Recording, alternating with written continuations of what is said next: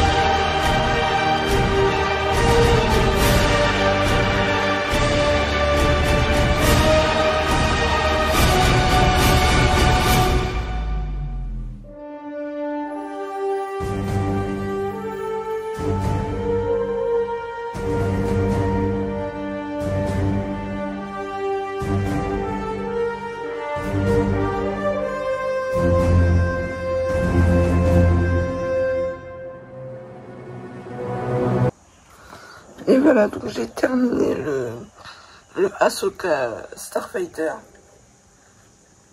Il est vraiment pas mal, comme on peut le voir.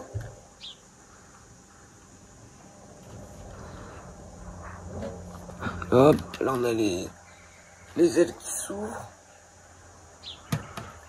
Là on a le cockpit. On a les 3 figurines, pardon. Ahsoka. Le droïde R7A7 et Anakin Skywalker.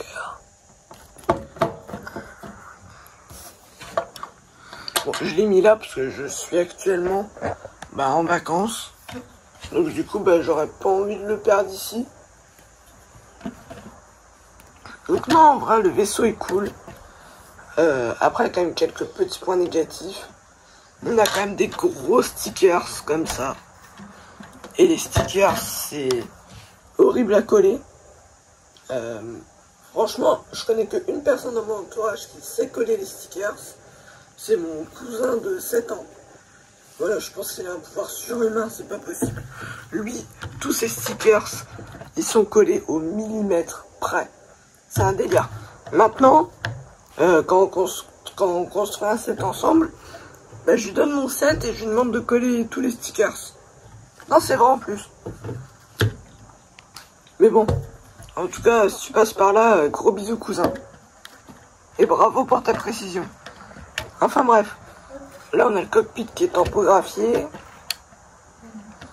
Un autre point négatif, c'est le fait qu'on puisse pas accrocher le cockpit comme dans les autres versions. Là en fait il est juste posé. Ce qui fait que dès qu'on retourne, en fait, le vaisseau, ça s'ouvre. Donc je trouve que ça entrave un peu la jouabilité. Niveau taille, après c'est du Jedi Starfighter. Attendez, pour qu'on puisse le voir complètement à l'image. Je fais avec les moyens du bord, hein. Encore une fois, je suis en vacances. J'ai pas pris tout le matos. Ouais, c'est peut-être un tout petit peu plus petit que les chasseurs d'Anakin ou d'Obi-Wan, mais bon, ça va pas se voir grand chose. Maintenant, est-ce que le set vaut son prix? Franchement, non. 45 €, c'est beaucoup trop cher. Je l'ai par miracle trouvé à 27 €. Donc, ça c'est pas mal. 27 €, 30 €, 35 € max. Ça va, mais 45 non. 45 c'est beaucoup trop cher. Alors ok, on a ça qui est tampographié. On a 3 figurines exclusives. Mais non, 45 € c'est beaucoup trop cher. Mais si comme moi vous le trouvez en promo, n'hésitez pas à l'acheter parce qu'il est quand même cool ce set. Mais bon, pour 45 € encore une fois, ils auraient pu tampographier tout ça parce que tout ça c'est du stickers. Ça, après c'est pareil pour les deux d'en bas. C'est pareil pour celui-là. Pour là aussi c'est du stickers. Enfin bref, il n'y a que le cockpit qui est tampographié. Mais bon, ça reste quand même un set très cool. Je suis content d'avoir ce 4e Jedi Starfighter. Voilà. Et maintenant, je suis pressé de rentrer de vacances pour le mettre avec mes 3 autres. Parce que je suis celui d'Anakin, d'Obi-Wan et de Yoda. Pour les comparer. Voilà, les comparer, les faire jouer un peu ensemble.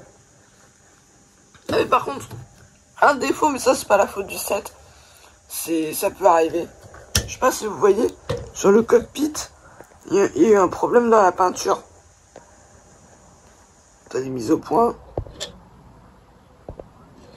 Là, vous voyez, il y a un trait en trop. Mais bon, ça c'est pas la faute du set. C'est juste la faute.